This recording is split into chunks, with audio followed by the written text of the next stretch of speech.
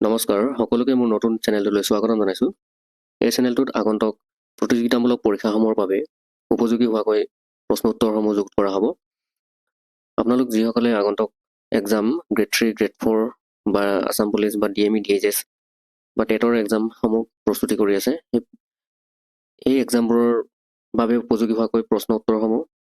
আপোনালোকে এই চেনেলটোত পাই যাব। গতিকে আপোনালোকে যদি প্ৰথমবাৰ চেনেললৈ আহিছে তেনেহ'লে চেনেলটো ছাবস্ক্ৰাইব কৰি ল'ব। আৰু আজিৰ ভিডিঅ'টো প্ৰথম যিহেতু এই ভিডিঅ'টো আপোনালোকে শেষৰলৈকে চাব বুলি অনুৰোধ জনালোঁ। গতিকে আহক ভিডিঅ'টো আমি আৰম্ভ কৰোঁ। আজিৰ ভিডিঅ'টোত SLRC 2022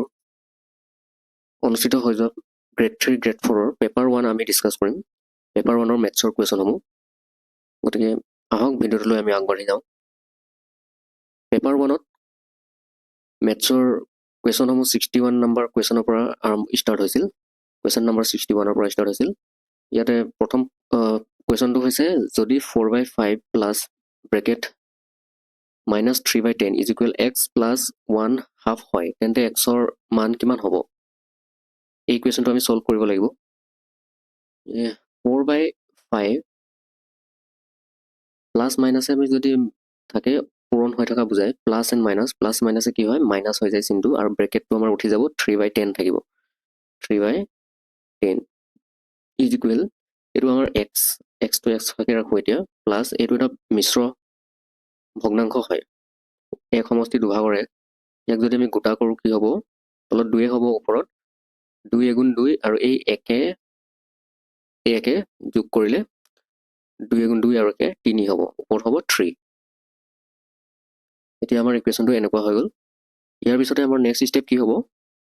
এই 5 আৰু 10 এইকেইটা ভগ্নাংশ হয়, 5/4 আৰু 10/3 এইকেইটা ভগ্নাংশ হয়। ভগ্নাংশৰ যোগ বিয়োগৰ ক্ষেত্ৰত আমি কি কৰোঁ, ভগ্নাংশৰ যোগ বিয়োগৰ ক্ষেত্ৰত আমি লসাগু লওঁ। তলত 5 আৰু 10ৰ লসাগু কি হ'ব? এতিয়া লসাগুৰ ক্ষেত্ৰত কি হয়, এই সংখ্যাবোৰ যদি ইটো হৰণ যায়, 5এ 10ক হৰণ যায়, যদি তেনেকৈ যদি হৰণ যায় তেতিয়াহ'লে ডাঙৰ সংখ্যাটোৱে হ'ব লসাগু। ইয়াতে এতিয়া ডাঙৰ সংখ্যাটো 10 আছে, 5এ যিহেতু 10ক হৰণ যায়, 5এ 10ক কেইবাৰ যায়, দুবাৰ যায়, 5 × 2 = 10। গতিকে এই ডাঙৰ সংখ্যাটোৱে হ'ব লসাগু লসাগুৰ ক্ষেত্ৰত। এতিয়া আমি লসাগু ল'ম, তলত 10 হ'ব লসাগু। তাৰপিছত 5এৰে 10ক কেইবাৰ যায়, 5এৰে 10ক দুবাৰ যায়, গতিকে সেই 2টো 4ৰ লগত পূৰণ হ'ব, 2 × 4 = 8 বিয়োগ,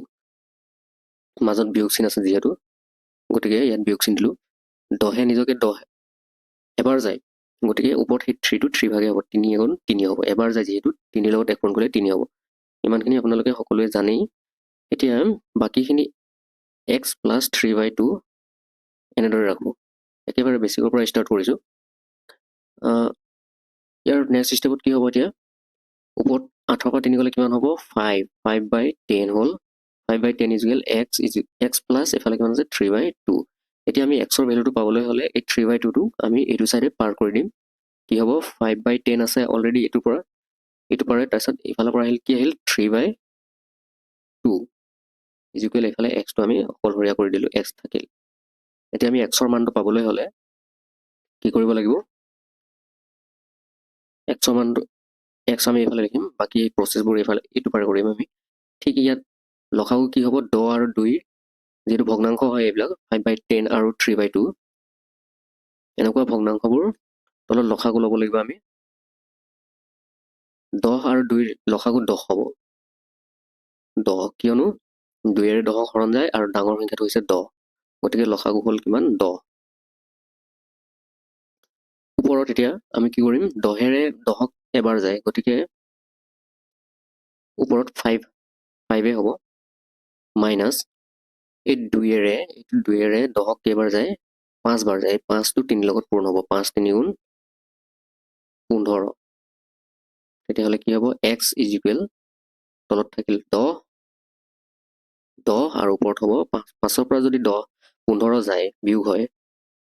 অৰ্থাৎ সৰু সংখ্যাৰ পৰা ডাঙৰ সংখ্যা এটা যদি আমি বিয়োগ কৰোঁ তেতিয়াহ'লে কি হ'ব,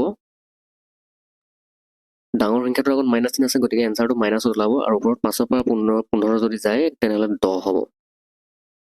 গতিকে আমাৰ 10 আৰু 10 কেঞ্চেল যায়, কি থাকিব, xৰ ভেলু কিমান পাম আমি, -1। গতিকে ইয়াৰ শুদ্ধ উত্তৰটো হ'ব অপশ্যন C, -1। আমাৰ নেক্সট কুৱেশ্যন 62 7 সেন্টিমিটাৰ ব্যাসাৰ্ধৰ এটা বৃত্তৰ পৰিসীমাৰ দৈৰ্ঘ্য এটা বৰ্গক্ষেত্ৰ গঠন কৰিবলৈ ব্যৱহাৰ কৰা হ'ল বৰ্গক্ষেত্ৰটোৰ বাহুৰ জোখ হ'ব এতিয়া আমাক বৃত্ত এটাৰ এনেকুৱা বৃত্ত এটা আছে এই বৃত্তটোৰ ব্যাসাৰ্ধটো কিমান দিছে কেন্দ্ৰৰ পৰা পৰিধিলৈ যি দূৰত্ব তাকে ব্যাসাৰ্ধ বুলি কোৱা হয় এই ব্যাসাৰ্ধডাল আমাৰ কিমান দিয়া আছে 7 সেন্টিমিটাৰ দিয়া আছে এই বৃত্তৰ যি পৰিসীমা মানে এই গোটেই যি সাৰাউণ্ডিংটো এই ডখৰ পৰা এই পৰিসীমাটো যিমান দীঘল সেই সিমান পৰিসীমা লৈ আমি এটা বৰ্গক্ষেত্ৰ এনেকৈ বনাব লাগিব এনেকৈ আমি এটা বৰ্গক্ষেত্ৰ বনাব লাগিব আৰু এই বৰ্গটোৰ আমাৰ এনেকুৱা বৰ্গক্ষেত্ৰ এটা বনাব লাগিব এই বৰ্গটোৰ আমাৰ বাহুৰ জোখবোৰ উলিয়াব লাগিব গতিকে এই বৃত্তৰ যি পৰিসীমা হ'ব সেই বৃত্তৰ পৰিসীমা আৰু এই বৰ্গটোৰ পৰিসীমা সমান হ'ব এতিয়া আমি বৃত্তটোৰ পৰিসীমা আমি উলিয়াই ল'ম এই আমাৰ দিয়া আছে মান ব্যাসাৰ্ধৰ মান দিয়া আছে 7 সেন্টিমিটাৰ বৃত্তৰ পৰিসীমা উলিওৱাৰ সূত্ৰটো হৈছে বৃত্তৰ পৰিসীমা ইয়াৰ ফৰ্মুলাটো হৈছে 2 πr 2 পূৰণ পাইৰ মান আমাক ইয়াত 7/22 ল'ব দিছে 7/22 ল'লো আৰু r ভেলুটো হৈছে r মানে ব্যাসাৰ্ধটো আমাক কিমান দিয়া আছে 7 দিয়া আছে 7 সেন্টিমিটাৰ ব্যাসাৰ্ধ গতিকে ব্যাসাৰ্ধটো আমাক 7 দিয়া আছে আমি 7 এনেকৈ পূৰণ কৰিলো এতিয়া আমাৰ এই 7 আৰু এই 7 কেনচেল যাব থাকিব কিমান 2 আৰু 22 যদি পূৰণ কৰোঁ হ'ব আমাৰ 44 সেন্টিমিটাৰ যেহেতু আমাৰ সেন্টিমিটাৰত আছে ব্যাসাৰ্ধ গতিকে আমাৰ পৰিসীমাও সেন্টিমিটাৰত হ'ব 44 সেন্টিমিটাৰ এতিয়া এই 44 সেন্টিমিটাৰটো এই আমি নতুনকৈ যি বৰ্গ বনাম এই বৃত্তটোৰ পৰিসীমা ব্যৱহাৰ কৰি যি বৰ্গ বনাব গৈছোঁ এই বৰ্গক্ষেত্ৰৰ পৰিসীমা অৰ্থাৎ এই বাউণ্ডেৰীটো জোখটো হ'ব এই বাউণ্ডেৰীটোৰ জোখটো কিমান হ'ব চাৰিওফাল জোখ হ'ব 44 গতিকে বৰ্গটোৰ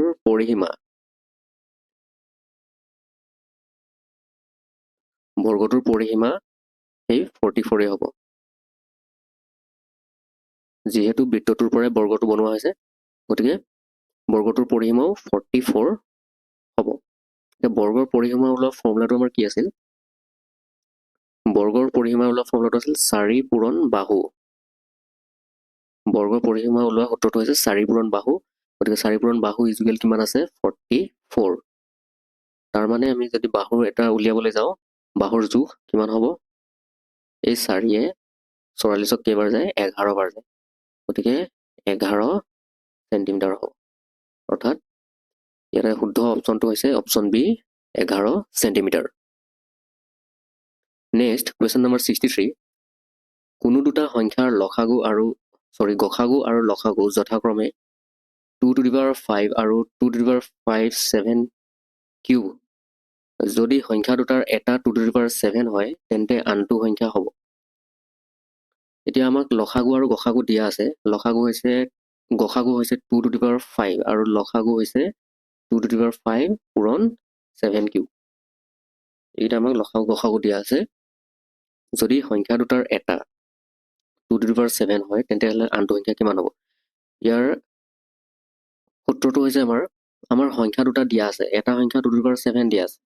আৰু আনটো সংখ্যা আমাক উলিয়াব লাগে তাৰমানে ইয়াত দুটা সংখ্যা আছে আমি এনেকৈ লিখিম এটা সংখ্যা পূৰণ আনটো সংখ্যা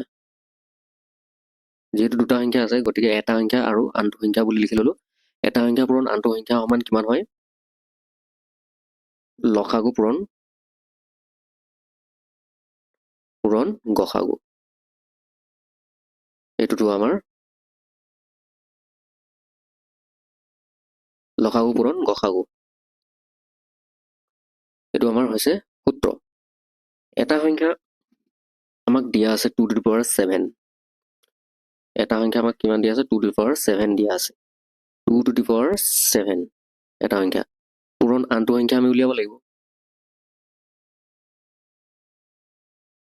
আনটো সংখ্যা আমি উলিয়াব লাগে গতিকে আনটো সংখ্যাক আমি আনটো সংখ্যা বুলি লিখিলো লসাগু পূৰণ গসাগু আমাৰ লসাগু কিমান দিয়া আছে 2 to the power 5 সৰি গসাগু দিয়া আছে 2 to the power 5 আৰু এটা আমি পূৰণ কৰি দিম 2 to the power 5 পূৰণ আৰু আমাৰ গসাগু কিমান দিয়া আছে 2 to the power 5 7 কিউব দিয়া আছে 2 to the power 5 আৰু 7 কিউব ডট 7 কিউব এটা আমাক দিয়া আছে এতিয়া আমি আনটো সংখ্যা পাবলৈ হলে আমি এই 2 to the power 7 টো আমি ইটো পাৰে লৈ আহিব লাগিব গতিকে আমাৰ আনটো সংখ্যা কিমান হ'ব আনটো সংখ্যা হ'ব ওপৰত 2 to the power 5 পূৰণ 2 to the power 5 7 কিউব এইবিলাক থাকিব আৰু তলত 2 to the power 7 2 to the power 7 তললৈ আহি যাব এতিয়া কিমান হ'ব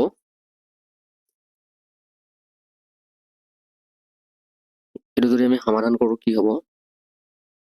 ওপৰত 2 কেইটা আছে 2 5টা ইফালে 2 5টা যদি পূৰণ হৈ আছে আমি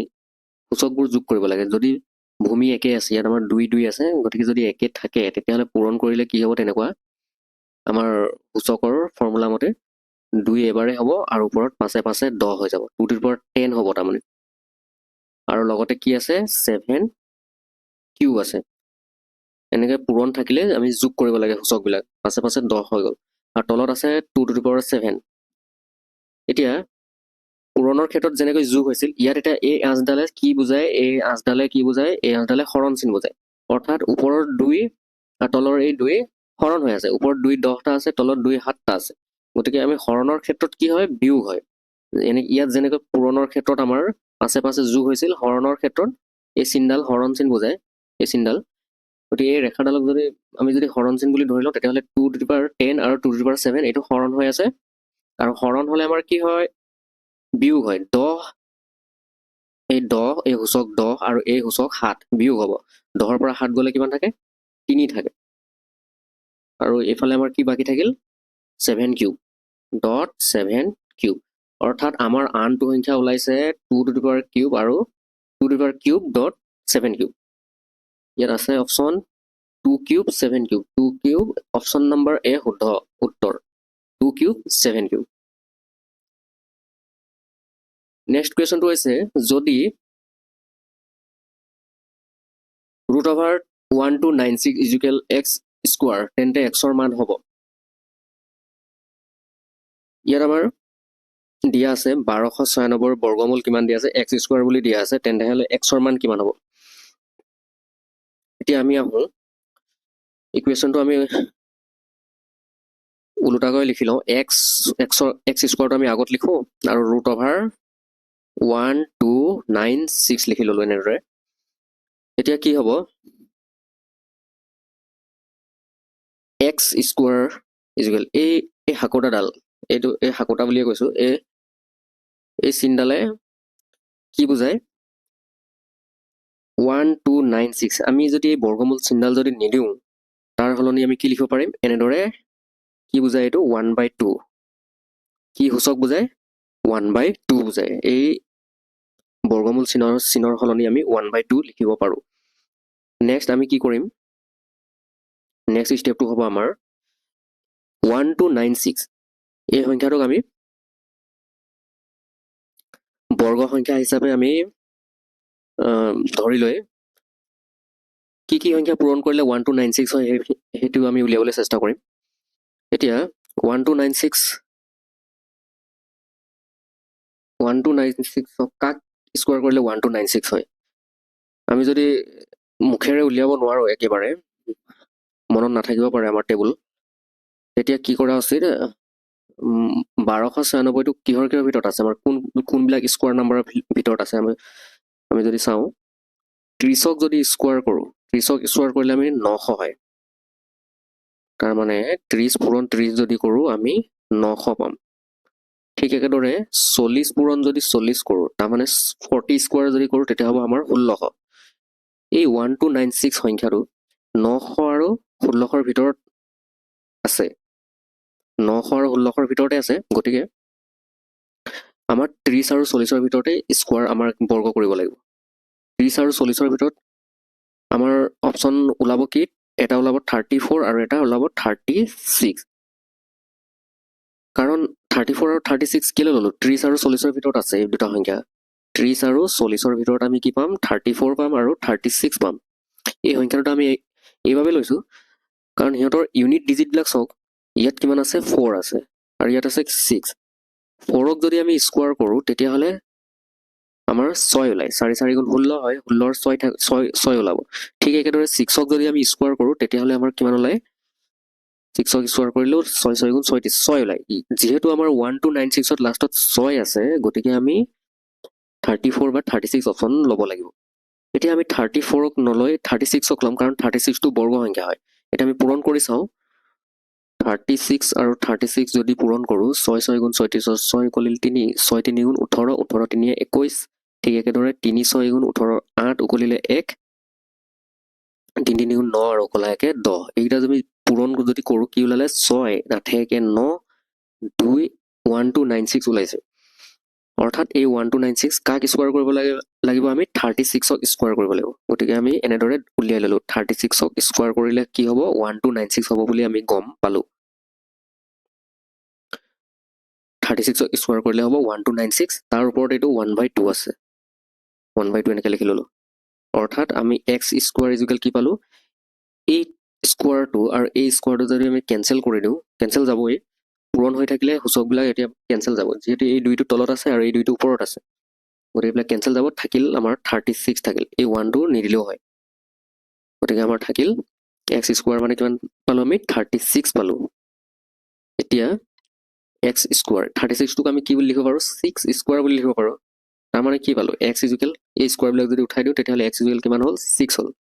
গতিকে ইয়াৰ শুদ্ধ উত্তৰটো হ'ব অপশ্যন বি 6 নেক্সট আমাক নেক্সট কুৱেশ্যনটো কি দিছে বিজিতে কোনো এক সামগ্ৰী 800 টকাত ক্ৰয় কৰিলে আৰু সামগ্ৰীটো এনেদৰে বিক্ৰী কৰিলে যাতে লাভৰ পৰিমাণ বিক্ৰী মূল্যৰ 20%ৰ সমান হয় ইয়াত মন কৰক লাভৰ পৰিমাণ বুলি কৈছে লাভৰ পৰিমাণ কি বুলি কৈছে বিক্ৰী মূল্যৰ 20%ৰ সমান হয় তাৰমানে আমাৰ লাভটো এই আমাৰ কিনা দামৰ ওপৰত নাই লাভটো আমাৰ কিনা দামৰ ওপৰত নাই গতিকে খৰধৰকৈ কৰিবলৈ গৈ 800ৰ 20% যদি উলিয়াব যায় তেতিয়াহ'লে সেই আমাৰ প্ৰশ্নটো ভুল হৈ যাব সামগ্ৰীৰ বিক্ৰী মূল্য সেই 800ৰ 20%টো ওলাই যদি আমি যোগ কৰোঁ তেতিয়াহ'লে অপশ্যন এইটো উত্তৰ নোলাব গতিকে কৈছে কি সামগ্ৰীবিধৰ বিক্ৰী মূল্য আমি কেনেকৈ উলিয়াম আমি 20% বিক্ৰী মূল্যৰ 20%টোৱে হ'ব লাভ বিক্ৰী মূল্যৰ কি হ'ব 20%টো হ'ব লাভ গতিকে আমাৰ ইয়াত বিক্ৰী মূল্য 4টা বিক্ৰী মূল্য দিয়া আছে এ বি চি ডি এই 4টা বিক্ৰী মূল্য দিয়া আছে এই 4টা বিক্ৰী মূল্যৰ পৰা আমি লাভটো উলিয়াই লওঁ 1300ৰ 20% যদি হয় এইটো যদি হয় এই বিক্ৰী মূল্যৰ 20%টোৱে হ'ব লাভ এতিয়া 1300ৰ 20% আমি যদি উলিয়াই লওঁ 1300ৰ 20% মানে 100 ভাগৰ 20 সকলোৱে জানে 20% মানে কিমান 100 ভাগৰ 20 গতিকে 0 0 এই 0 0 কেঞ্চেল যায় কিমান থাকিব 2 আৰু 13 পূৰণ কৰিলে 26 13 আৰু 20 যদি পূৰণ কৰোঁ আমি 260 ওলাইছে ইয়াত আমাৰ লাভ ওলাইছে 260 এতিয়া আপোনালোকে 800 800 আৰু 260 প্লাছ কৰিছ 800 আৰু 260 প্লাছ কৰিলে 1300 হৈছেনে নাই হোৱা গতিকে এই প্ৰশ্নটো আমাৰ অপশ্যনটো ৰং ঠিক তেনেদৰে বিৰ উলিয়াই চাওক বিৰ যদি 200% আমি উলিয়াওঁ 20% যদি উলিয়াওঁ 1200ৰ 20% কিমান হ'ব 100 ভাগৰ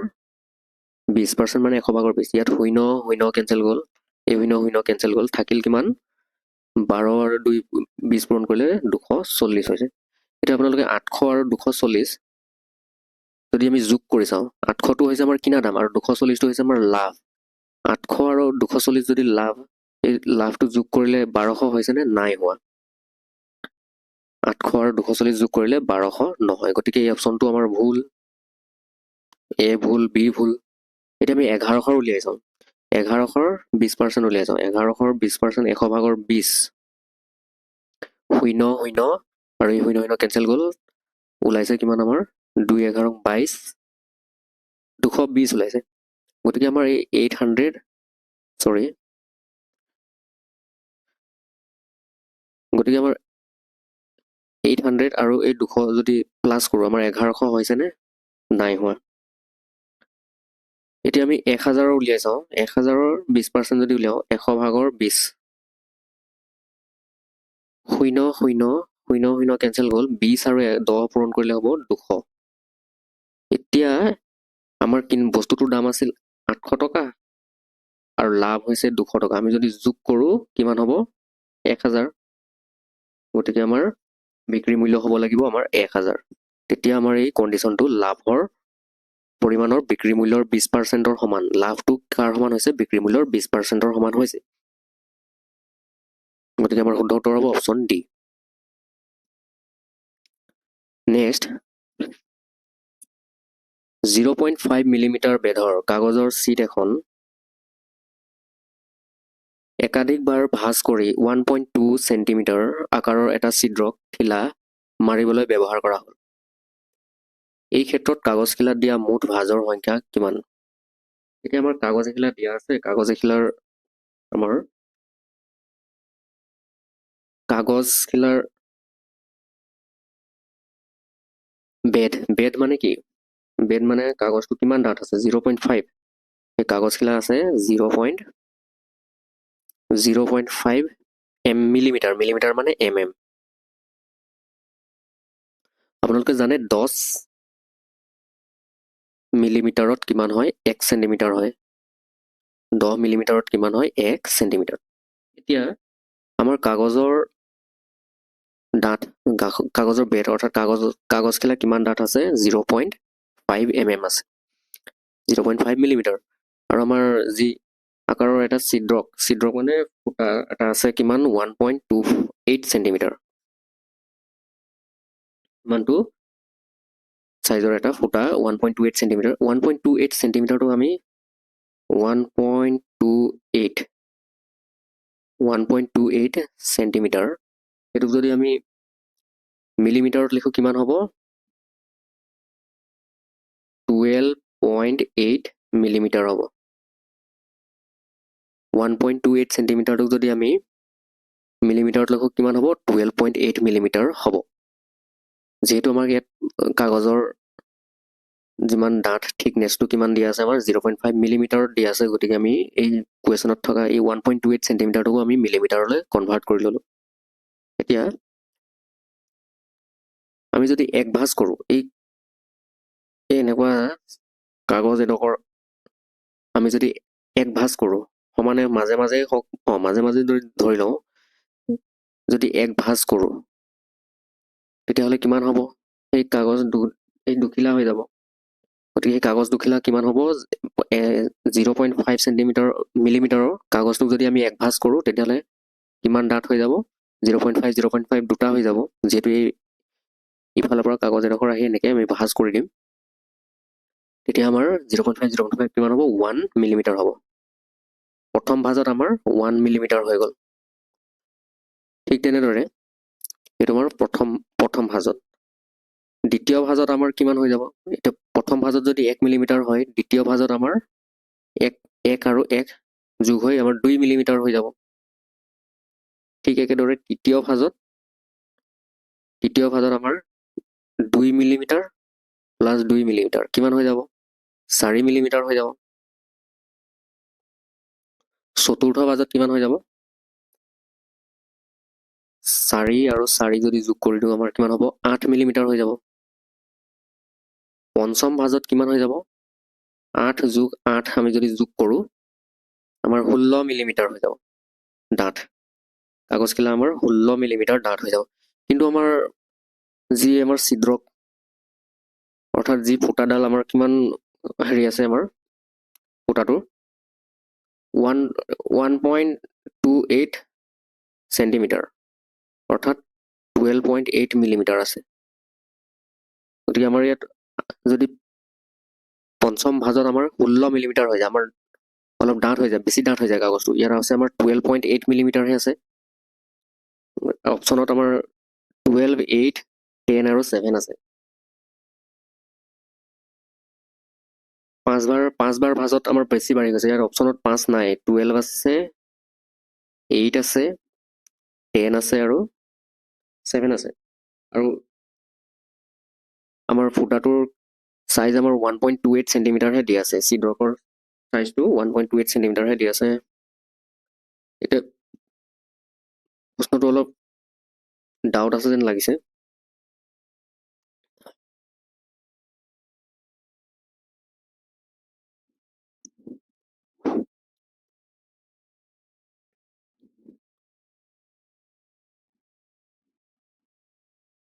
$64 চাৰি হল $64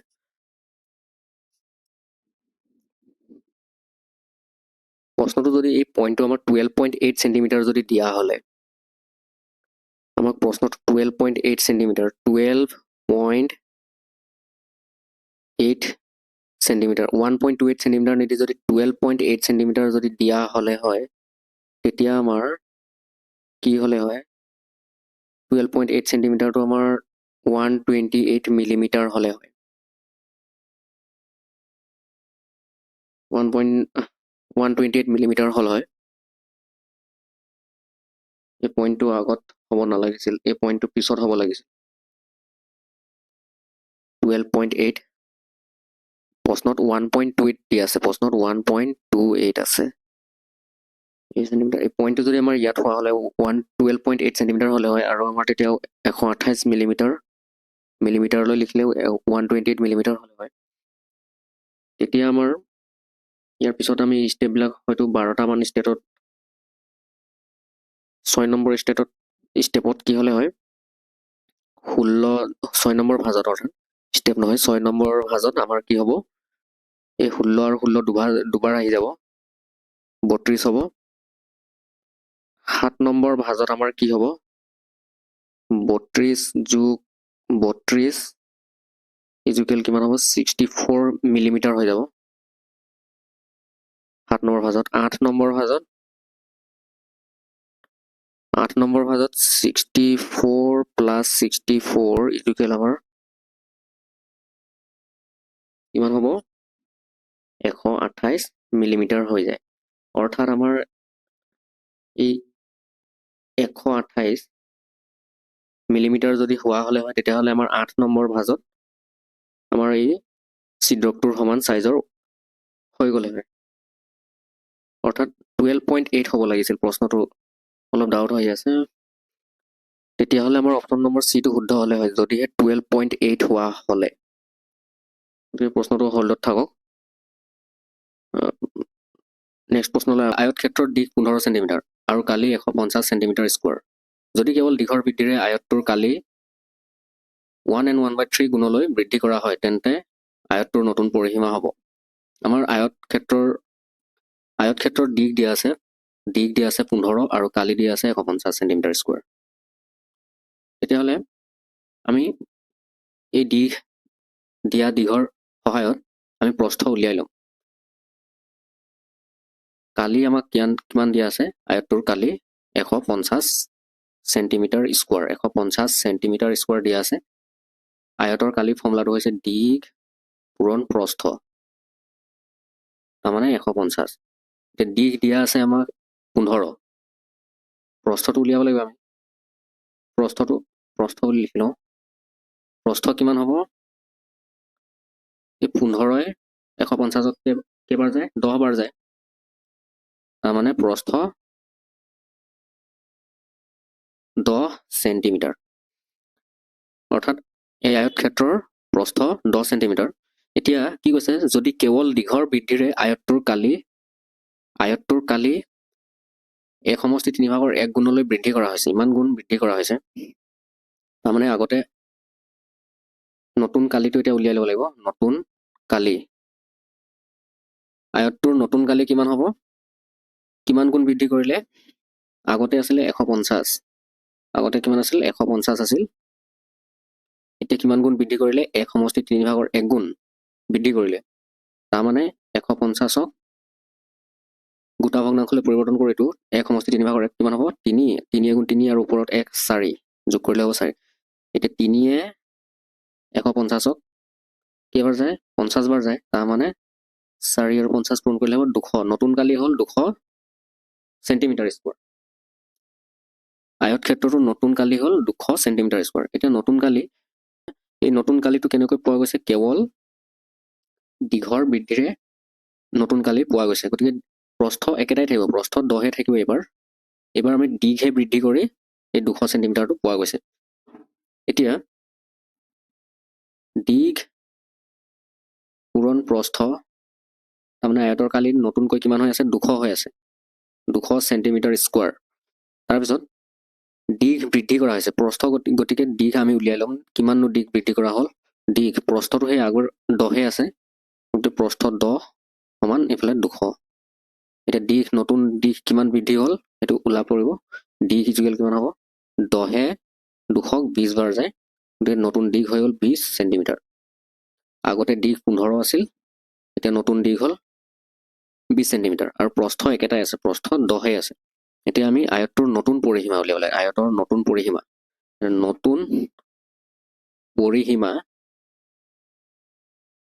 নতুন পৰিসীমা কি হ'ব নতুন পৰিসীমা উলিয়াব ফৰ্মুলাটো কি আছিল 2 পূৰণ দীঘ যোগ প্ৰস্থ আয়তৰ কালি উলিওৱা ফৰ্মুলাটো হৈছে 2 পূৰণ দীঘ যোগ প্ৰস্থ 2 পূৰণ দীঘ আছিল নতুন দীঘ এতিয়া 20 হৈছে আৰু প্ৰস্থ আগৰে 10 সেন্টিমিটাৰ আছে গতিকে 2 পূৰণ 20 10 হ'ল 30 2 আৰু 30 পূৰণ কৰিলে এতিয়া হ'ব 60 সেন্টিমিটাৰ অৰ্থাৎ অপচন বি শুদ্ধ উত্তৰ নেক্সট কুৱেশ্যনটোলৈ আগবাঢ়ো কুৱেশ্যন নম্বৰ 68 নিম্নলিখিত সমূহৰ কোনটো হৈছে বহুপদ ৰাশি x square minus x minus 2 এটা উৎপাদক আমাৰ বহুপদ ৰাশি এটা দিয়া আছে x square minus x minus 2 এটা উৎপাদক উলিয়াব লাগে আমাক কি দিয়া আছে বহুপদটো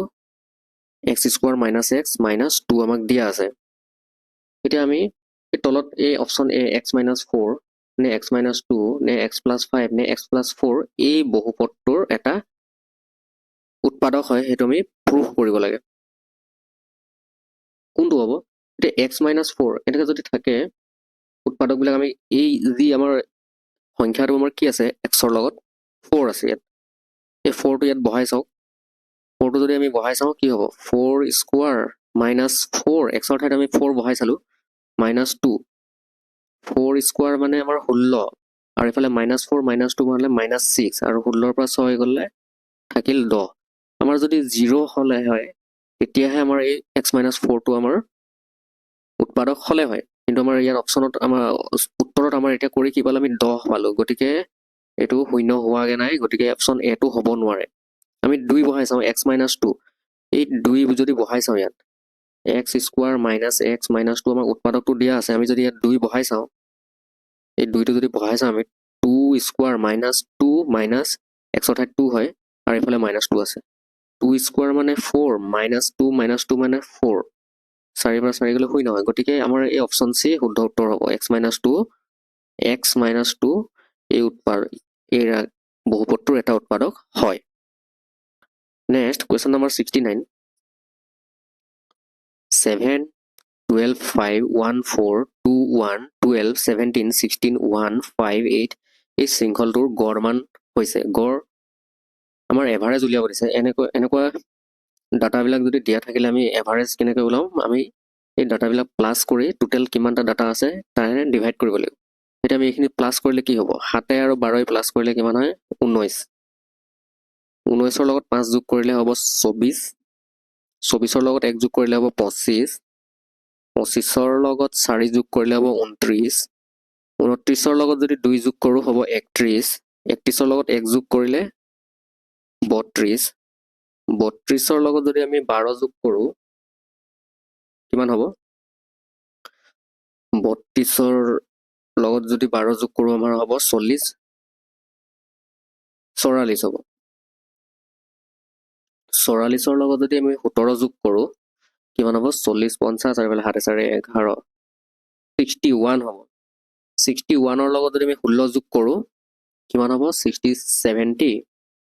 এণ্ড 6 1 7 77 77ৰ লগত 1 যোগ কৰিলে হ'ব 78 78ৰ লগত যদি 5 যোগ কৰো তেতিয়া হ'ব আমাৰ 83 83 লগত যদি আমি 8 যোগ কৰোঁ 83 8 হ'ব 8 3 91 আমাৰ এইবিলাক এই ডাটাবিলাক আমি যদি যোগ কৰোঁ তেতিয়া হ'ব 91 হ'ব যোগ কৰি আপোনালোকে যোগ কৰি চাব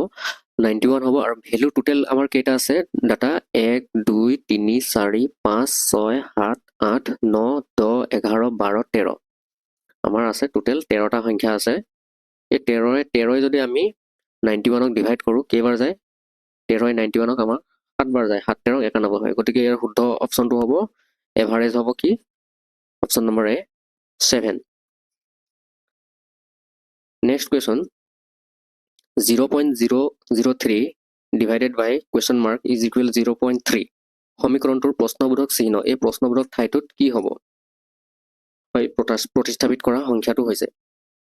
আমি কুৱেশ্যনটো পাতি লওঁ 0.003 divided by what is equal 0.3 এটা আমি কেনেদৰে কৰিম কোনোবা এটা সংখ্যাৰে 0.03 যদি আমি ডিভাইড কৰোঁ তেতিয়া ওলাই কিমান ওলাই অপশ্যনটো এনসাৰটো 0.3 হয় এতিয়া আমি কি কৰিম এই প্ৰশ্নবোধকটো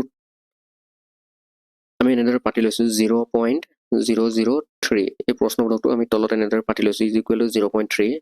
এনেকৈ কৰিলে আপোনালোকৰ সহজ হ'ব বুজিবলৈ এই কুৱেশ্যন মাৰ্কটো আমি এইফালে লৈ যাম 0.3টো আমি তললৈ লৈ আহিম 0.003 ডিভাইডেড বাই এই 0.3টোক আমি তললৈ লৈ আহিম 0.3 আৰু তাৰ ঠাইত এই হৰণচিটোক আমি ট্ৰেন্সফাৰ কৰি দিম এনেদৰে এতিয়া আমি এইটো যদি ডিভাইড কৰোঁ তেতিয়া আমাৰ কুৱেশ্যন মাৰ্কৰ ঠাইত কি হ'ব এইটো ওলাই পৰিব এতিয়া আমি কুৱেশ্যন মাৰ্কৰ ঠাইত কি হ'ব এইটোক আমি যদি ডিভাইড কৰোঁ তলত যদি আমি পইণ্ট ইয়াত চাওঁ 0.3 আছে 0.3টোক যদি আমি 3 লিখোঁ অৰ্থাৎ 0.3 পইণ্টটো আমি এঘৰ পিছুৱাই দিলোঁ 0.3 পইণ্টটো আমি যদি এঘৰ পিছুৱাই দিওঁ ওপৰতো এঘৰ পিছুৱাই যাব অৰ্থাৎ ওপৰত যদি এতিয়া 3টাৰ আগত পইণ্ট আছে কেইটাৰ আগত পইণ্ট হৈ যাব এতিয়া 2টাৰ আগত পইণ্ট হৈ যাব আমি এঘৰ এটা পইণ্ট পিছুৱাই দিলোঁ এঘৰ ওপৰত যেহেতু তলতো আমি পিছুৱাই দিলোঁ তলত পিছুৱাই দিওঁতে ওপৰতো পিছুৱাবলগীয়া হ'ল এঘৰ গতিকে তলত পিছুৱাওঁতে 3 হ'ল 0.3 আছিল এই পইণ্টটো 3 পিছত আহি গ'ল অৰ্থাৎ 3 পিছত আহিলে আমি 0.0 নিলিখিলেও হয় গতিকে আমি তলত 3 হ'ল আৰু ওপৰত 0.03 হ'ল 3 0.03 আমি ডিভাইড কৰিলে কিমান হ'ব 0.01 হ'ব 3 3 এবাৰহে যায় গতিকে 3 3 আমাৰ এবাৰ যায় গতিকে 0.01 হ'ল ইয়াৰ শুদ্ধ উত্তৰটো হ'ব অপশ্যন এ 0.01 নেক্সট কুৱেশ্যন নিম্নলিখিত ভগ্নাংশসমূহৰ কোনটো আটাইতকৈ ডাঙৰ এই তলত 4টা ভগ্নাংশ দিয়া আছে কোনটো ভগ্নাংশ আমাৰ ডাঙৰ হয় এতিয়া আমি ডাঙৰ সৰু এনেকৈ চেক কৰিব হ'লে আমি ভগ্নাংশবিলাক প্ৰথমতে আমাক কি দিয়া আছে 12/11 আৰু আমাক আৰু এটা কি দিয়া আছে 12/13 দিয়া আছে প্ৰথমে আমি এই দুটা চেক কৰোঁ 12/11 আৰু 13/12 এই দুটা যদি আমি চেক কৰোঁ আমি পূৰণ কৰি চাম 13ৰ লগত 11 পূৰণ কৰিলে কিমান হ'ব 13ৰ লগত 11 পূৰণ কৰিলে কিমান হ'ব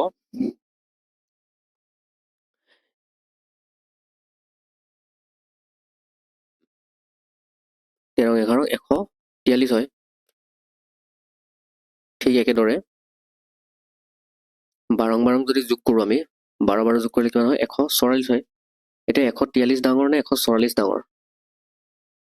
144 ডাঙৰ গতিকে 144 যদি ডাঙৰ তেতিয়াহ'লে আমাৰ এই 12/13 ভগ্নাংশটো ডাঙৰ আৰু এই ভগ্নাংশটো আমাৰ সৰু গতিকে ই সৰু হৈ গ'ল আমাক ডাঙৰ ভগ্নাংশটো ল'ব লাগিব এতিয়া আমি 13/12টো আমি ডাঙৰ পাইছোঁ 13/12 ভগ্নাংশটো আমি ডাঙৰ পাইছোঁ ইয়াৰ লগত আমি কাক তুলনা কৰিম নেক্সট 14/13 নেক্সট আমাৰ 14/13 আছে 14/13 এই ভগ্নাংশটো আমি কম্পেয়াৰ কৰিম কোন ডাঙৰ ঠিক একেদৰে আমি পূৰণ কৰি চাম 14 আৰু 12 লগত 14 আৰু 12 পূৰণ কৰিলে কিমান হ'ব 2 14 28 8 উকলিল 2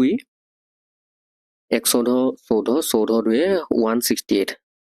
নেওতা মুখস্থ নকৰাৰ বাবে আজি এনেদৰে পূৰণ কৰিবলগীয়া হৈছে 12 আৰু 14 পূৰণ কৰিলে 168 হয় ঠিক একেদৰে 13 আৰু 13 যদি আমি পূৰণ কৰি চাওঁ 13 13 কিমান হয় 169 হয় এই বৰ্গ সংখ্যা হয় বাবে অলপ মনত পৰিছে 13 13 পূৰণ কৰিলে 169 হয় এতিয়া আপোনালোকে ভাবক 168 ডাঙৰ হয় নে 169 ডাঙৰ হয় নিশ্চয় 169 ডাঙৰ হয় অৰ্থাৎ 13 ভাগৰ 12 আমাৰ সৰু হৈ পৰিল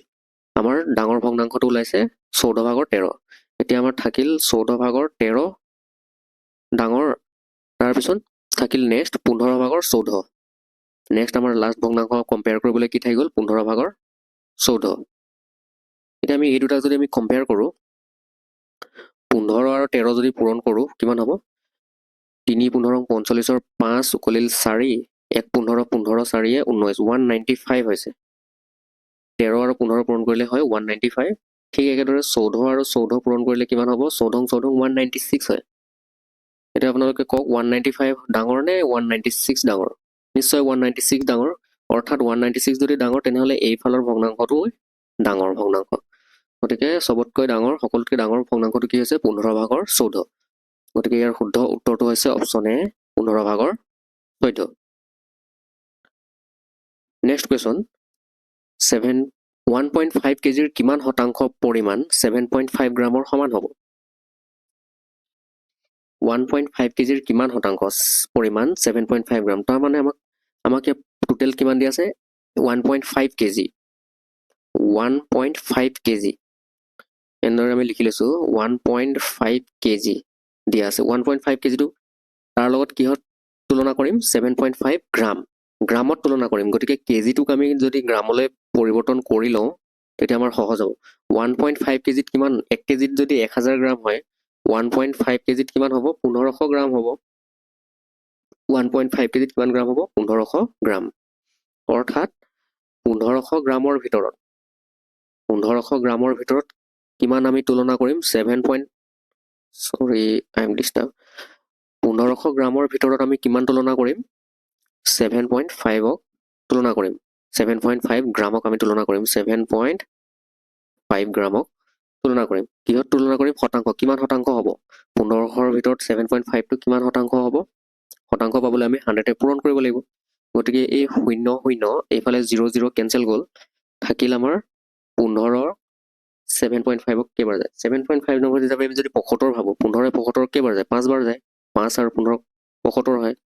গতিকে আমাৰ পইণ্ট থকাৰ কাৰণে 0.5 হ'ব 5 নহয় হ'ব 0.5 গতিকে ইয়াৰ শুদ্ধ উত্তৰটো হৈছে অপশ্যন চি 0.5%।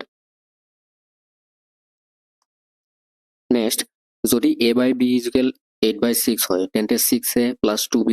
বাই 4a মাইনাছ 2bৰ মান কিমান তাৰমানে আমাক a আমি কি ধৰি ল'ম এতিয়া 8 বুলি ধৰি ল'ম আৰু b ইকুৱেল 6 বুলি ধৰি ল'ম কে ধৰিব লাগে আমি কেটো ইয়াত কেঞ্চেলে যাব ইয়াত যেতিয়া আমি ভেলু ইয়াত a আৰু bৰ ঠাইত যেতিয়া এইবিলাক পুট কৰিম কে কেঞ্চেল যাব গতিকে আমি a 8 বুলি ধৰি ল'ম আৰু b 6 বুলি ধৰি ল'ম এতিয়া আমি ভেলুবিলাক পুট কৰি যাওঁ 6a plus 2b by 4a minus 2b is equal কিমান হ'ব 6 পূৰণ এৰ ভেলু হৈছে কিমান এৰ ভেলু 8 প্লাছ 2 পূৰণ বিৰ ভেলু হৈছে 6 ঠিক একেদৰে 4 পূৰণ এৰ ভেলু হৈছে 8 মাইনাছ 2 পূৰণ বিৰ ভেলু হৈছে 6 কিমান হ'ব এইটো কৰিলে ওপৰত হ'ব 6 8 গুণ 48 যোগ 2 6 গুণ 12 ঠিক একেদৰে তলত 4 8 গুণ 32 বিয়োগ 2 6 গুণ 12 কিমান হ'ব 48 আৰু 12 যোগ কৰিলে কিমান হয় 60 হয় আৰু 32ৰ পৰা 12 গ'লে কিমান থাকে 2 থাকে 20 থাকে গতিকে 60ক যদি 20ৰে ডিভাইড কৰোঁ কিমান হ'ব 3 হ'ব গতিকে শুদ্ধ উত্তৰটো হৈছে অপশ্যন বি 3 নেক্সট ৰাজেনে 1 কিলোমিটাৰ পাৰ ঘণ্টা বেগত ঘৰৰ পৰা স্কুললৈ যায় আৰু স্কুলৰ পৰা 3 কিলোমিটাৰ পাৰ ঘণ্টা বেগত প্ৰতি ঘণ্টা বেগত মানে ঘৰলৈ উভতি আহে মানে ঘৰলৈ যেতিয়া স্কুললৈ যায় ঘৰৰ পৰা স্কুললৈ তেতিয়া স্পীড থাকে 2 কিলোমিটাৰ পাৰ আৱাৰ আৰু যেতিয়া ঘৰৰ পৰা স্কুলৰ পৰা যেতিয়া ঘৰলৈ উভতি আহে তেতিয়া স্পীড হৈ যায় 3 কিলোমিটাৰ পাৰ ঘণ্টা এতিয়া এই আহ-যাহ দুয়োটা প্ৰক্ৰিয়াতে যদি তেওঁৰ 5 ঘণ্টা সময়ৰ প্ৰয়োজন হয় তেন্তে তেওঁৰ ঘৰৰ পৰা স্কুললৈ দূৰত্ব কিমান? ঘৰৰ পৰা স্কুলৰ দূৰত্বটো আমি x বুলি ধৰি ল'ম, x কিলোমিটাৰ, কাৰণ এইবিলাক কিলোমিটাৰত আছে, গতিকে আমি x কিলোমিটাৰ বুলি ধৰি ল'ম ঘৰৰ পৰা স্কুললৈ দূৰত্ব। আমাৰ দূৰত্বৰ গতি বেগৰ সূত্ৰটো কি আছিল? বেগৰ সূত্ৰটো কি আছিল? দূৰত্ব ডিভাইডেড বাই সময়। এই সূত্ৰটো ব্যৱহাৰ কৰি আমি সময় কেনেদৰে উলিয়াম? সময় ইকুৱেল কি হ'ব? দূৰত্ব বাই বেগ। এই সূত্ৰটো ব্যৱহাৰ কৰি আমি দুয়োটা ক্ষেত্ৰতে সময় উলিয়াই ল'ম। ঘৰৰ পৰা স্কুললৈ যাওঁতে কিমান সময় লাগিছিল আৰু স্কুলৰ পৰা ঘৰলৈ উভতি আহোঁতে কিমান সময় লাগিছিল, এই দুয়োটা ক্ষেত্ৰতে সময় পৃথক পৃথককৈ দুটা সময় আমি উলিয়াই ল'ম। প্ৰথম ক্ষেত্ৰত ঘৰৰ পৰা স্কুললৈ সময় কিমান লাগিছিল সেইটো আমি প্ৰথমতে উলিয়াই ল'ম। ঘৰৰ পৰা স্কুললৈ যাওঁতে সময় দূৰত্ব বাই বেগ। দূৰত্বটো আমি x ধৰিছোঁ, স্কুল আৰু ঘৰৰ মাজত দূৰত্বটো x আছে, আৰু বেগ, তেতিয়া ঘৰৰ পৰা স্কুললৈ যাওঁতে বেগ স্পীড কিমান আছিল? 2 কিলোমিটাৰ পাৰ ঘণ্টা, তাৰমানে 2, গতিকে সময়টো হৈছে x/2 ঘণ্টা। ইমান ঘণ্টা লাগিল ঘৰৰ পৰা স্কুললৈ যাওঁতে। আৰু স্কুলৰ পৰা ঘৰলৈ আহোঁতে সময় কিমান আছিল? সময় কিমান লাগিল?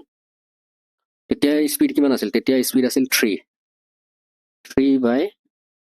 দূৰত্বটো আছিল x আৰু বেগ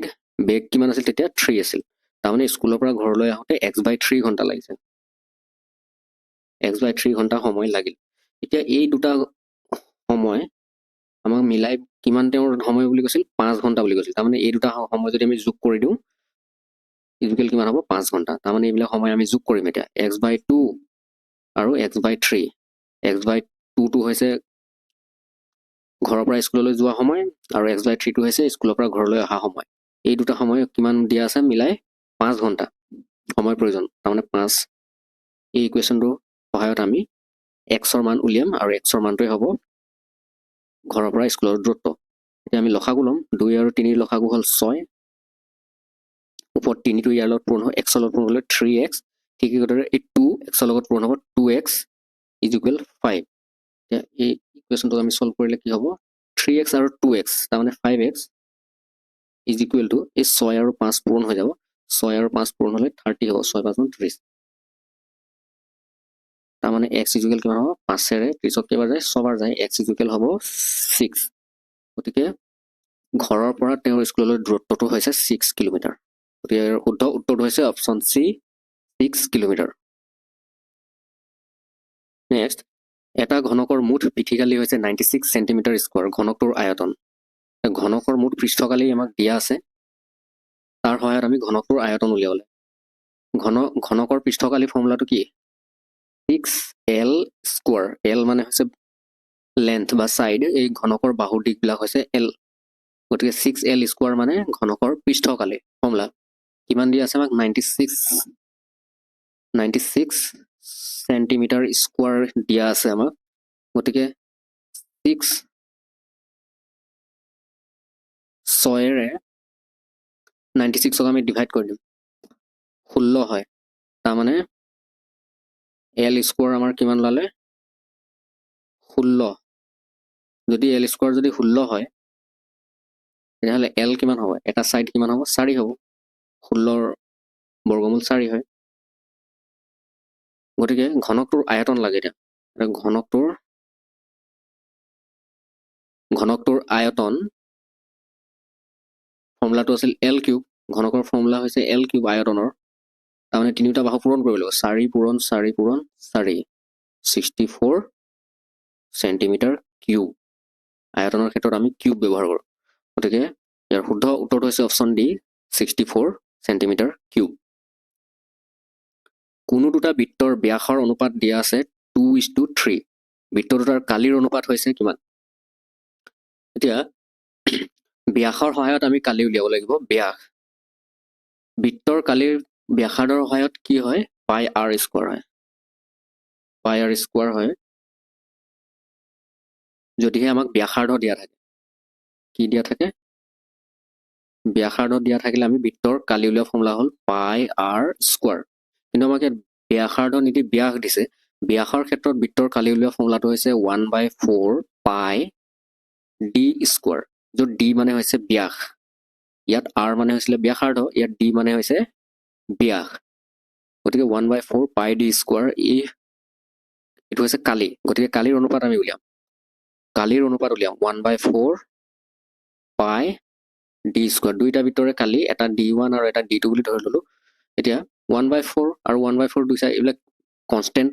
ভেলু হয় ধ্ৰুৱক ৰাখি এইবিলাক কেঞ্চেল যাব আমাৰ 1/4 পাই থাকিলে আমাৰ d1 স্কোৱাৰ আৰু এইফালে d2 স্কোৱাৰ আমাৰ এই অনুপাতকেইটা দিয়া আছে d কিমান দিয়া আছে 2 এটা বৃত্তৰ ব্যাস দিয়া আছে 2 আনটো বৃত্তৰ দিয়া আছে অনুপাতটো 3 2 আৰু 3 গতিকে 2 ইয়াত 2 স্কোৱাৰ আৰু এইফালে d2 মানে হৈছে 3 স্কোৱাৰ কিমান হ'ব 2 স্কোৱাৰ মানে 4 আৰু 3 স্কোৱাৰ মানে হৈছে 9 গতিকে ইয়াৰ শুদ্ধ অপশ্যনটো হৈছে অপশ্যন বি 4:9 নেক্সট যদি x plus 1/x is equal 4 হয় তেন্তে x square plus 1/x square মান হৈছে কিমান এইখিনি বহুপদৰ কুৱেশ্যন হয়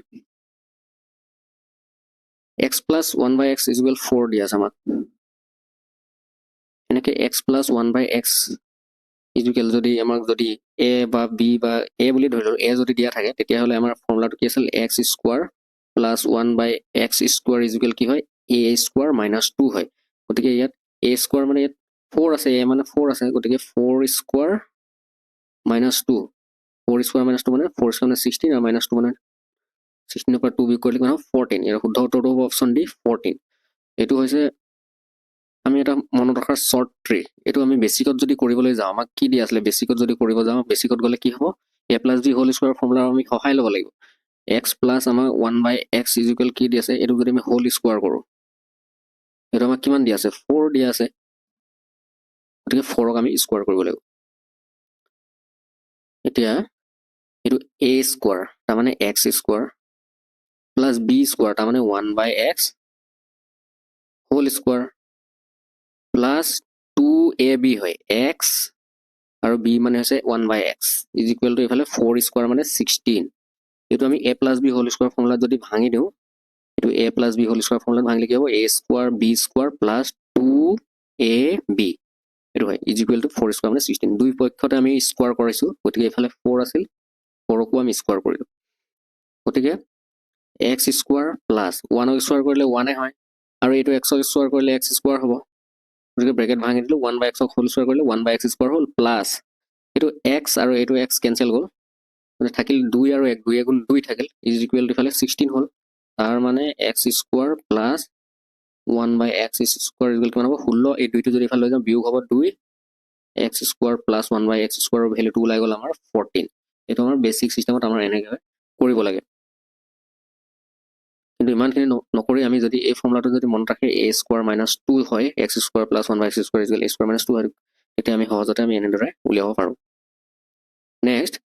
12 চেণ্টিমিটাৰ বাহুৰ দৈৰ্ঘ্যৰে সমবাহু ত্ৰিভুজ এটাৰ কালি হৈছে 12 চেণ্টিমিটাৰ দৈৰ্ঘ্যৰ বাহুৰ দৈৰ্ঘ্যৰে সমবাহু ত্ৰিভুজ এটাৰ কালি সমবাহু ত্ৰিভুজ আমাক দিয়া আছে সমবাহু ত্ৰিভুজৰ কালি সমবাহু ত্ৰিভুজৰ কালি ফৰ্মুলা কি আছিল সমবাহু ত্ৰিভুজৰ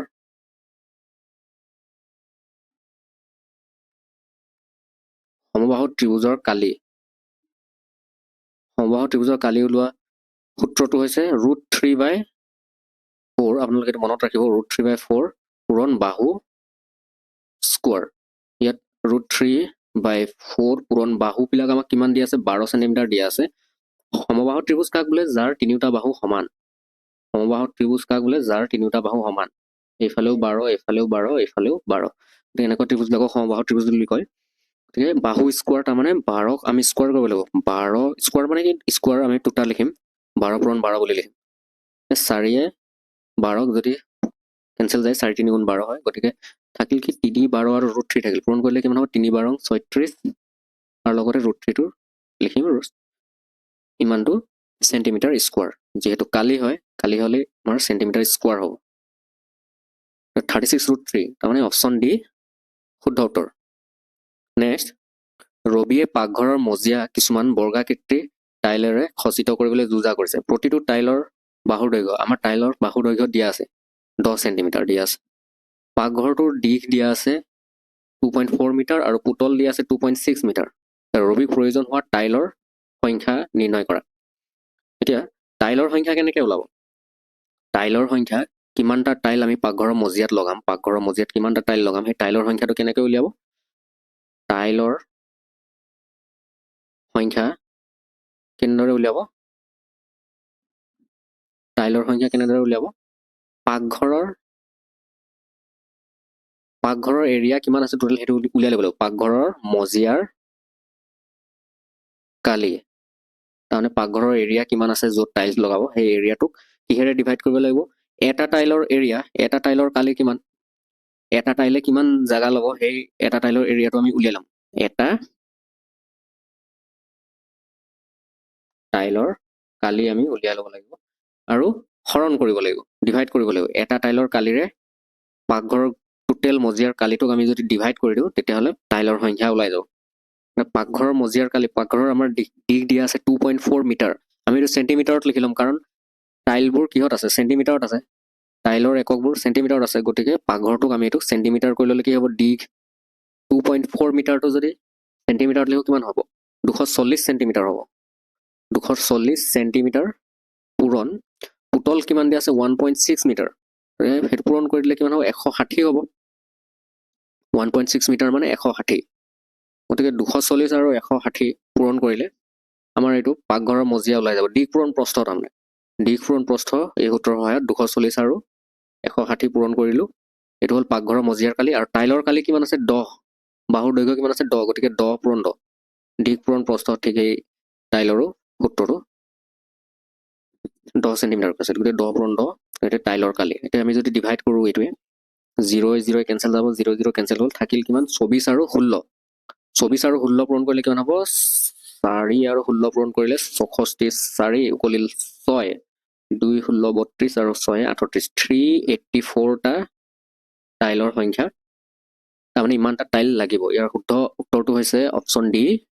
384। কুৱেশ্যন নম্বৰ 80, এজন মানুহে 2000 ছপা মূল্যযুক্ত এখন পাংখা ক্ৰয় কৰিলে। যদি তেওঁ পৰ্যায়ক্ৰমে 20% আৰু 10%ৰ দুটা ৰেহাই ডিছকাউণ্ট লাভ কৰিছে, তেন্তে তেওঁ পাংখাটো ক্ৰয় কৰিবলৈ কিমান টকা পৰিশোধ কৰিছিল? সেইটো উলিয়াবলৈ আমাক ডিছকাউণ্ট দিছে, প্ৰথমতে দিছিলে 20%। ইমানখিনি ডিছকাউণ্ট দিয়াৰ পিছতো আৰু পিছত পৰ্যায়ক্ৰমে আৰু 10% ডিছকাউণ্ট দিলে। প্ৰথমতে 20% দিছে, তাৰপিছত 10% আৰু ৰেহাই দিছে। তেওঁ পাংখাটো ক্ৰয় কৰিবলৈ কিমান টকা পৰিশোধ কৰিছিল? আমাক ছপা মূল্যটো, পাংখাখনৰ ছপা মূল্য কিমান আছিল? 2000 টকা। ইমানটো প্ৰাইচ লিখা আছে। পাংখাৰ প্ৰাইচ হৈছে 2000 টকা। প্ৰথমতে তেওঁ কিমান ডিছকাউণ্ট লাভ কৰিলে? 20% ডিছকাউণ্ট লাভ কৰিলে। ডিছকাউণ্ট মানে ৰেহাই লাভ কৰিলে 20%। তেনেহ'লে তেওঁ কিমান পাৰ্চেণ্ট দি লৈছে পাংখাটো? 80%ত কিনিছে। 20% ডিছকাউণ্ট হয়। যদি এটা বস্তু 100% থাকে, তাতে 20% ডিছকাউণ্ট দিলে যদি তেওঁ কিমান শতাংশত বস্তুটো ক্ৰয় কৰিলে? 80%ত ক্ৰয় কৰিছে। পূৰণ আকৌ তেওঁক কিমান দিছে ডিছকাউণ্ট? আৰু দিছে 10% ডিছকাউণ্ট। 10% মানে হ'লে কিমান হ'ব? তেওঁ 90%ত আকৌ পিছত 90%ত কিনিছে বস্তুটো। এনেকৈ আমি ধৰি ল'লোঁ। গতিকে 2000 পূৰণ 80% মানে হৈছে 100/80। ঠিক একেদৰে 90% মানে হৈছে 100/90। এতিয়া আমি তলত 4টা শূন্য আছে, ওপৰৰ 4টা শূন্য কেঞ্চেল কৰিম। 1 2 3 4, 1 2 3 4। গতিকে আমি যদি পূৰণ কৰোঁ এইখিনি 8 9 গুণ 72, 72ৰ লগত যদি 2 পূৰণ কৰিলে কিমান হ'ব? 2 2 গুণ 4, 2 1 গুণ 14, 1440 টকা। 20 8 আৰু 9 যদি পূৰণ কৰোঁ আমাৰ 1440 টকা। গতিকে তেওঁ কিমান টকাত কিনিছে? 144, অপশ্যন এ শুদ্ধ উত্তৰ। এই প্ৰশ্নটো কৰাৰ আন এটা ডাইৰেক্ট সূত্ৰ, যদি আমাক দুটা পৰ্যায়ক্ৰমে ৰেহাই দিছে, আমাক দুটা ৰেহাই যদি দিছে, দুটা ৰেহাই প্ৰথমতে আমাক কিমান দিছে? 20% দিছে ৰেহাই আৰু নেক্সট ৰেহাইটো দিছে আমাক 10% ডিছকাউণ্ট দিছে। এই দুটা ৰেহাই যদি আমি এ আৰু বি বুলি যদি ধৰি লওঁ তেতিয়াহ'লে আমাৰ টোটেল ৰেহাইটো টোটেল ডিছকাউণ্টটো আমাৰ টোটেল ৰেহাই কিমান হৈছে সেইটো ফৰ্মুলাটো হৈছে A plus B minus A B বাই 100। এইটো সূত্ৰৰ সহায়ত আমি কৰিব লাগিব। এ মানে হৈছে 20, বি মানে হৈছে 10 মাইনাছ 20 পূৰণ 10 বাই 100। এইটো আমাৰ ৰেহাই টোটেল ৰেহাইটো হৈছে। গতিকে আমি 20 আৰু 10 যোগ কৰিলে কিমান হ'ব 30 বিয়োগ এইফালে 0 0 0 0 কেঞ্চেল গ'ল 2 এগুণ 2 থাকিল 30ৰ পৰা 2 গ'লে থাকিল 28। তাৰমানে টোটেল ৰেহাই যদি প্ৰথমতে 20% দিছে তাৰপিছত আকৌ যদি 10% যদি ৰেহাই দিছে তেনে ক্ষেত্ৰত কি হ'ব টোটেল ৰেহাইটো আমাৰ ডিছকাউণ্টটো হৈছে 28% টোটেল আমাৰ ডিছকাউণ্টটো দিছে।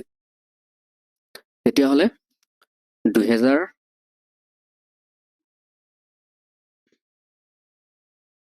2000ৰ 28% তেওঁ ডিছকাউণ্ট যদি লাভ কৰিছে তেতিয়াহ'লে তেওঁ কিমানত কিনিছে 2000ৰ বস্তুটো কিমান পাৰ্চেণ্টত কিনিছে 28% যদি ডিছকাউণ্ট যদি পায় তেতিয়াহ'লে তেওঁ কিনিছে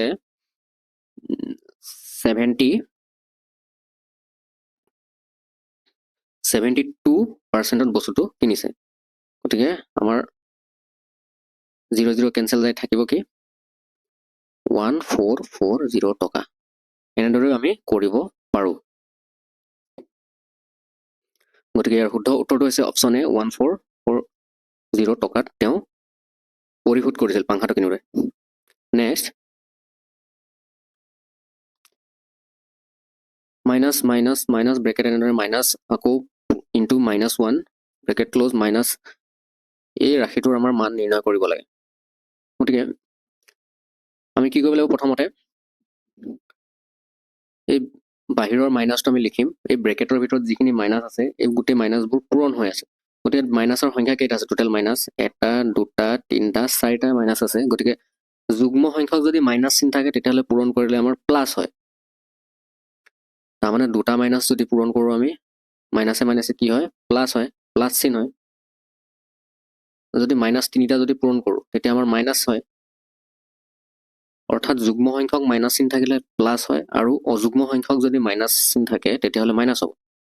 এইখিনি কথা চবেই জানে। গতিকে আমাৰ ইয়াত 4টা মাইনাছ থকাৰ কাৰণে যুগ্ম সংখ্যক মাইনাছ চিন থকাৰ কাৰণে এইখিনি প্লাছ হ'ল, ভিতৰত প্লাছ হ'ল। এতিয়া আমি কি লিখিম 1 এগুণ 1 তাৰমানে +1 হ'ল ভিতৰত। ঠিক একেদৰে এই মাইনাছ চিনটো আমি ইয়াত লিখি ল'ম। এই মাইনাছ চিনটো আমি ইয়াত লিখি লৈছোঁ। আকৌ ব্ৰেকেটৰ ভিতৰত কেইটা মাইনাছ চিন আছে চাই লওঁ 1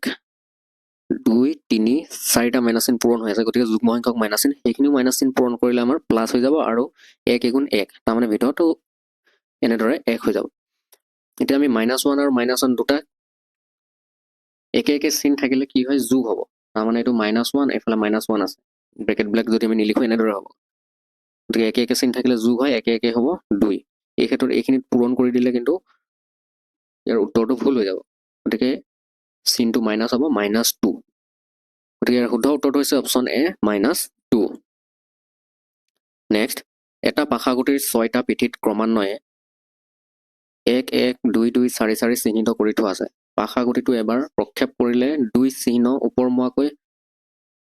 পোৱাৰ সম্ভাৱিতা হৈছে। এতিয়া আমাৰ টোটেল ৰিজাল্ট কেইটা ওলাব পাৰে? আমাৰ 1 ওলাব পাৰে, আকৌ আন এটা পিঠিটো 1 লিখা আছে সেইটোও ওলাব পাৰে,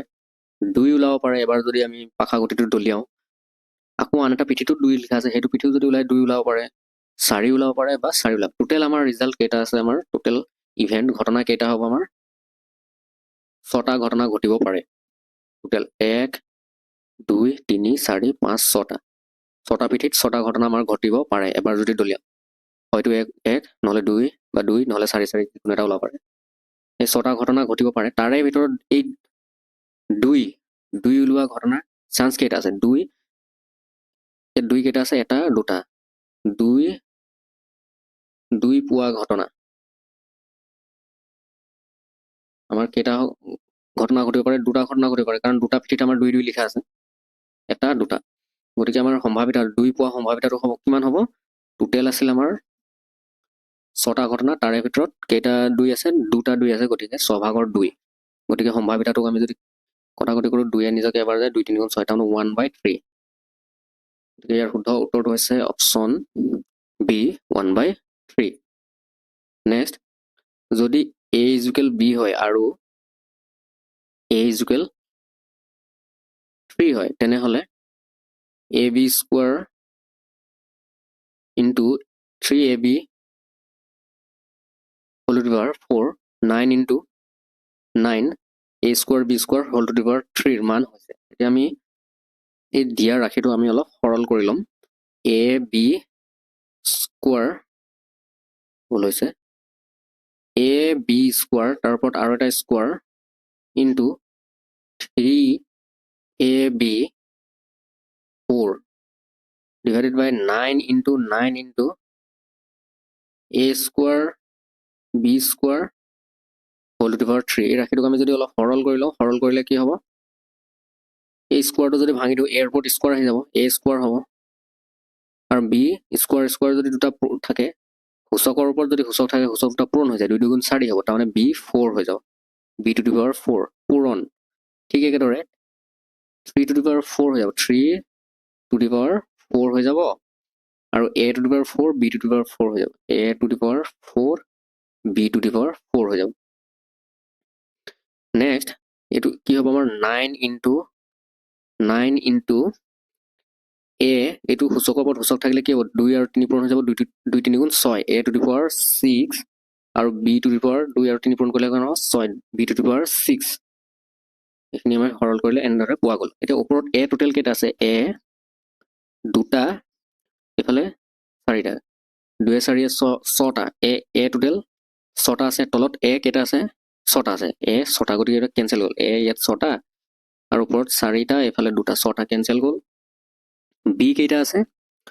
b to the power 4, b to the power 4, তাৰমানে 4, এইফালে 4, এইফালে 4, 8টা, b ওপৰত 8টা আছে, তলত b কেইটা আছে, 6টা। যদি আমি কেঞ্চেল কৰোঁ, ওপৰত 2টা থাকি যাব, ইয়াত 6টা আছে, আৰু ওপৰত এইফালে 4টা, এইফালে 4টা, কেঞ্চেল যদি যায়, ওপৰত 4 4 8টা, তলত 6টা, ওপৰত 2টা থাকি যাব, তাৰমানে b 2টা থাকি যাব। তাৰমানে এইটো আমাৰ সৰল কৰি আমি কি পালোঁ, 3 to the power 4, 3 to the power 4 মানে 3 4 বাৰ লিখি দিম আমি এনেকৈ, 3 to the power 4 মানে 3 4 বাৰ, আৰু লগতে b কেইটা থাকিলে, 2টা থাকিলে, b² আৰু তলত আছে 9 into 9। এতিয়া 3 3 গুণ 9, 3 3 গুণ 9, এইটো 9 9 কেঞ্চেল গ'ল। ঠিক একেদৰে 3 3 গুণ 9, 9 9 কেঞ্চেল গ'ল। b², b, a আৰু b যিহেতু সমান, a ৰ মান যদি 3 হয়, b ৰ মানো 3 হ'ব। a আৰু b আমাক সমান বুলি দিয়াই আছিলে, গতিকে a = 3 হ'লে b ও 3 হ'ব, তাৰ মানে b² মানে কিমান হ'ল, 3² মানে 9। গতিকে ইয়াৰ শুদ্ধ উত্তৰটো হৈছে অপশ্যন এ, 9। নেক্সট, শতকৰা বছৰি 5% সৰল সুতত মনোজে 6,000 টকা ধাৰলৈ ল'লে। যদি তেওঁ এমাহৰ মূৰত সমূহ ধন পৰিশোধ কৰাৰ সিদ্ধান্ত লয়, তেন্তে পৰিশোধ কৰিব লগা পৰিমাণ হৈছে কিমান? আমি সৰল সুত, যিহেতু সৰল সুত কেনেকৈ ওলায়, সৰল সুতৰ সূত্ৰটো কি হৈছে, ফৰ্মুলাটো PR/T/100। ইয়াত আমাৰ P মানে হৈছে আমাৰ যিখিনি টকা মূলধন বা তেওঁ ধাৰ লৈছে, এইটো হৈছে 6,000, পূৰণ, R মানে হৈছে সুতৰ হাৰ 5%, বছৰি সুতৰ হাৰ 5%, আৰু T মানে হৈছে কিমান বছৰৰ বাবে লৈছে। ইয়াত আমাৰ বছৰৰ বাবে লোৱা নাই, এমাহৰ মূৰতহে তেওঁ সিদ্ধান্ত লৈছে যে ঘূৰাই দিব, তাৰমানে টাইমটো আমাৰ ইয়াত এমাহ আছে, এমাহ, কিন্তু এই ফৰ্মুলাত এই টিটো আমাৰ বছৰ হয়, কেইবছৰ, ইয়াত এমাহ আছে, গতিকে এমাহক আমি যদি বছৰলৈ পৰিৱৰ্তন কৰোঁ, তেতিয়াহ'লে কি কৰিব লাগিব, 12ৰে হৰণ কৰিব লাগিব, তলত 12ৰে আমি হৰণ কৰিম, এই একক 12ৰে হৰণ কৰিলে আমি এইটো বছৰলৈ পৰিৱৰ্তন হৈ যাব। তলত আছিল 100, গতিকে আমি যদি এইটো কেঞ্চেল কৰোঁ, ওপৰত 2টা 0 আৰু এইফালে 0 2টা কেঞ্চেল গ'ল, 12ৰে 60ক 5 বাৰ যায়, থাকিল 5 5 গুণ 25, আৰু এইফালে 25 টকা সুত হ'ব এমাহৰ মূৰত। তাৰমানে তেওঁ কিমান ঘূৰাই দিব লাগিব সুতে মূলে, এমাহৰ মূৰতে যদি ঘূৰাই দিয়ে, তেতিয়াহ'লে তেওঁ কিমান ঘূৰাই দিব লাগিব, 6,000, আৰু এইফালে 25 টকা সুত, তাৰমানে 6,025 টকা তেওঁ পৰিশোধ কৰিব লাগিব। গতিকে ইয়াৰ শুদ্ধ উত্তৰটো হৈছে অপশ্যন ডি 6,025 টকা। নেক্সট, যদি এ গ্ৰেটাৰ দেন বি, এ বিতকৈ ডাঙৰ আৰু এ গ্ৰেটাৰ দেন 0, তাৰমানে এ শূন্যতকৈ ডাঙৰ আৰু বিও শূন্যতকৈ ডাঙৰ হয়, তেনেহ'লে নিম্নলিখিত কোনটো উক্তি সত্য হয়। এতিয়া ইয়াৰ উত্তৰটো কৰিব যোৱাৰ আগত আমি যদি উদাহৰণৰ সহায়তে যদি উত্তৰটো কৰোঁ, এ আৰু বি ধৰি ল'লো আমি 2 গ্ৰেটাৰ দেন 3, তাৰমানে এটোক আমি কি বুলি ধৰি ল'লো 2 বুলি ধৰি ল'লো আৰু বিটোক আমি কি বুলি ধৰি ল'লো 3 বুলি ধৰি ল'লো। এ বিতকৈ ডাঙৰ দিছে আমাক, এ বিতকৈ ডাঙৰ বুলি দিছে, ধৰি ল'লো আমি এ 2 আৰু বি 3। এতিয়া 2 যদি 3তকৈ ডাঙৰ হয়, এতিয়া আমাৰ এ নম্বৰ কেছত কি দিয়া আছে, minus A greater than less than minus B দিয়া আছে। এতিয়া মাইনাছ এ ইয়াত কি হ'ব, -2 আৰু এই চিনডাল আছে লেছ দেন, কাতকৈ সৰু হ'ব বুলি কৈছে মাইনাছ বি, তাৰমানে -3তকৈ সৰু হ'ব বুলি কৈছে এইটো। এতিয়া -2 -3তকৈ সৰু নে নহয়, -2টো ডাঙৰ হয়, -3টো সৰু হয়, কিন্তু ইয়াত ওলোটা হৈ গ'ল। ইয়াত এ নম্বৰত কি দিয়া আছে আমাক, -3টো -2তকৈ ডাঙৰ বুলি দিছে, গতিকে এইটো ভুল। -3 সৰু হয়, -2হে ডাঙৰ হয়, গতিকে এইটো এনেদৰে হ'ব লাগিছিল, এই শ্ৰেণীটো ওলোটা হ'ব লাগিছিল, গতিকে এইটো আমাৰ ভুল সিদ্ধান্ত দিয়া আছে আমাক ইয়াত, এইটো অপশ্যন এ ভুল। ঠিক একেদৰে আমি অপশ্যন বি চেক কৰোঁ, -a মানে হৈছে 2 আৰু গ্ৰেটাৰ দেন -b, b মানে হৈছে -3 দিয়া আছে, গতিকে -2 -3তকৈ ডাঙৰ হয়, -2 -3তকৈ ডাঙৰ, গতিকে এইটো শুদ্ধ উত্তৰ, অপশ্যন বি এ শুদ্ধ উত্তৰ হ'ব। বাকী এই অপশ্যন এ ভুল। বাকী অপশ্যন ডিটো আপোনালোকে চাব পাৰে, -a মানে -2 গ্ৰেটাৰ দেন b, b মানে হৈছে 3, -2 3তকৈ কেতিয়াও ডাঙৰ নহয়, এইটো ভুল। ঠিক একেদৰে এইটো যদি এটো যদি 2 হয় আৰু লেছ দেন দিয়া আছে -b, b মানে -3, বিটো 2টো -3তকৈ কেতিয়াও সৰু নহয়, গতিকে এইটো ভুল। গতিকে শুদ্ধ উত্তৰটো হৈছে option B -a greater than -b। বন্ধুসকল, ভিডিঅ'টো আজিলৈ ইমানেই। আশা কৰোঁ ভিডিঅ'টো চাই আপোনালোকৰ উপকৃত হ'ল। ভিডিঅ'টো চাই যদি ভাল লাগিল তেনেহ'লে চেনেলটো ছাবস্ক্ৰাইব কৰিবলৈ নাপাহৰিব আৰু বন্ধু বৰ্গৰ লগত শ্বেয়াৰ কৰিবলৈ নাপাহৰিব। এনেকুৱা ধৰণৰ ভিডিঅ' পাই থাকিবলৈ হ'লে চেনেলটো ছাবস্ক্ৰাইব কৰি বেল আইকনটো প্ৰেছ কৰি ল'ব। Thank U.